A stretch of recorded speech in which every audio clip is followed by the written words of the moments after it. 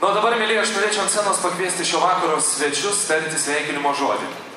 Lietuvos Respublikos ministras pirmininkas, Lietuvos socialdemokratų partijos pirmininkas Algirdas Butkevičius.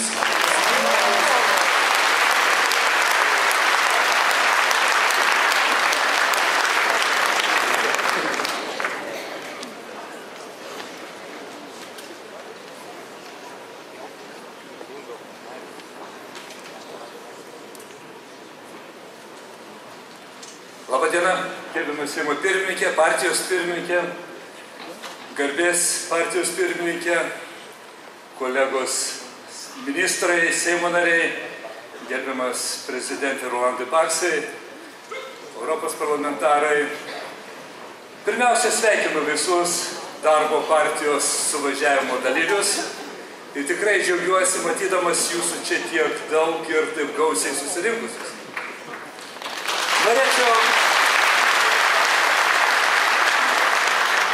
Pirmiausia, norėčiau padėkoti kolegoms, aišku, kadangi šiandien vyksta darbo partijos suvažiavimas, už tai, kad mes jau 2 metus sėkmingai dirbam Seime valdančioj daugumoj ir taip pat beveik jau 2 metus sėkmingai dirbam vyriausybėje.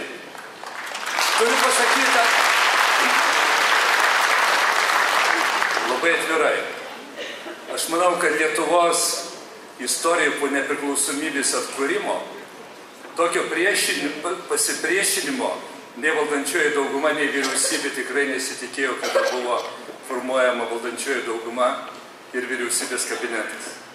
Bet noriu pabrėžti, kad visus sunkumus, visas kliūtis galima įveikti, kada yra stipri, vieninga komanda, nebijanti įvairiausių iššūkių.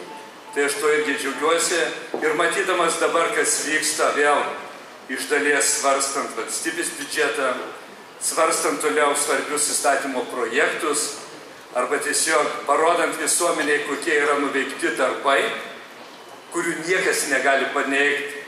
Dar matau ir europarlamentarą Valentiną Mazuronį, kuris virš 100 teisės aktų paruošė, kada buvo mūsų tikslas iškeltas teritorinio planavimo visus teisės aktus pakeisti, o jie nebuvo keičiami kažkur nuo 1998 metų.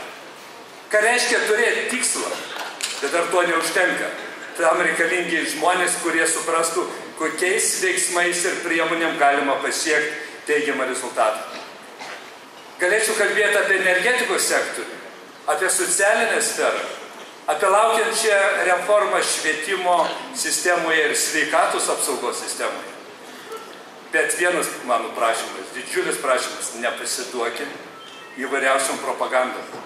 Nepasiduokim įvairiausiams spaudimams, kurie kai kada peržengia visas padorumo, kultūros, tolerancijos, nežinau, kaip sakyti, vertybės arba aspektus.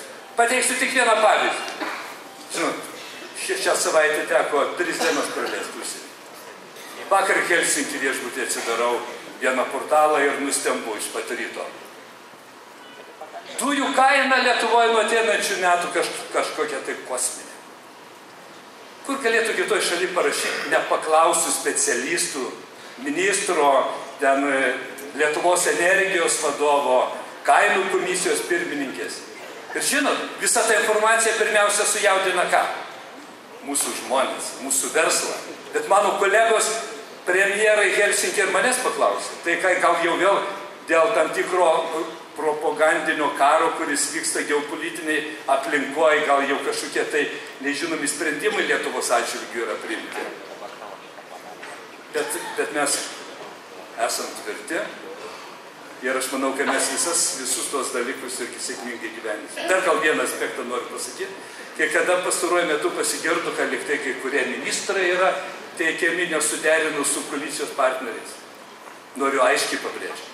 Nei vienas ministras nebuvo teikiamas nesuderinus su darbo partijos lyderiais, nei vienas ministras nebuvo teikiamas nesuderinus su prezidentu Rolandu Paksu. Jeigu viduj nebus pagarbos vienas kitam, tai valdyti valstybė iš visų įmanoma. Tai aš tikrai dar kartą visiems čia susirinkusiems, kurie yra nebejingi mūsų Lietuvos valstybės žmonėms, kad įvyktų didžiuliai pokyčiai ir Lietuvos žmonės juos galėtų pamatyti, tai priklauso ir nuo šito renginio, kuriame jūs šiandien svarstysit, aš manau, irgi labai svarbius klausimus ir priimsit, manau, labai svarbius sprendimus, kurie tarnaus Lietuvos žmonėms.